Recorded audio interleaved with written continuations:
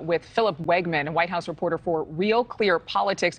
I'm going to ask you the same question because I think a lot of people, no matter what the facts are, we're going to look at this case and immediately think about Mar-a-Lago and former President Trump. Republicans, including House Speaker Kevin McCarthy, claiming a double standard when it comes to the investigation of these docs. But is it too early to say that?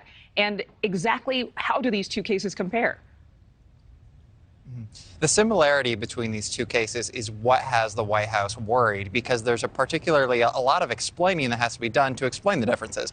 When it comes to President Biden, then Vice President Biden, these documents were taken to the Biden Penn Center. From what we know from early reports, it was not a trove, as Allison said just moments ago. We're looking at about 10 different documents. But the key distinction here, and something that the White House and their allies continue to point to, is that as soon as these documents were discovered by the president's lawyers, they turned them over to the National Archives. There wasn't any back and forth, and there wasn't enough time or need in the archives' opinion to turn this over to the DOJ. The byword here is quick cooperation. All right. And obviously, we're looking at timing of this as well. These documents were discovered before the midterms. Why are we just now hearing about it?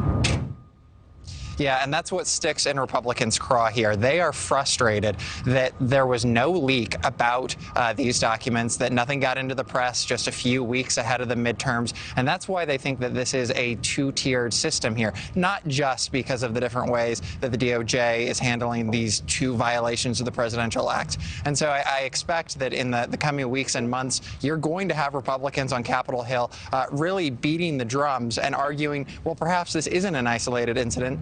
We need to look into this more and see if there are any other documents that are floating around in Biden world.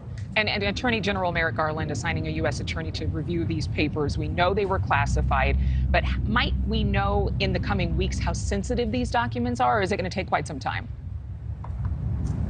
Yeah, and the Department of Justice is in a tricky situation no matter how you cut this. Clearly, the Attorney General knows that job number one here is making certain that as you look into two presidents who have violated the National Records Act, that you don't give the appearance that one is getting a raw deal and the other is giving preferential treatment. That's why we've seen this turned over to the U.S. Attorney from the Northern District of Illinois. He's one of the very few Trump appointees in those positions that is a holdover. Clearly, they want to make certain that this doesn't have the appearance of being part of the political fray. But yeah, that's the question. What are we going to learn about these documents? Was this just an oversight by President Biden when he was vice president? Or are these actually very critical documents that, by the fact that they weren't properly stored, put sources and methods at risk? That's something that I think that House Republicans are really going to try to dig into. Thank you for watching. Go to newsnationnow.com to find NewsNation on your television provider. And don't forget to click the red subscribe button below to get more of NewsNation's fact-driven, unbiased coverage.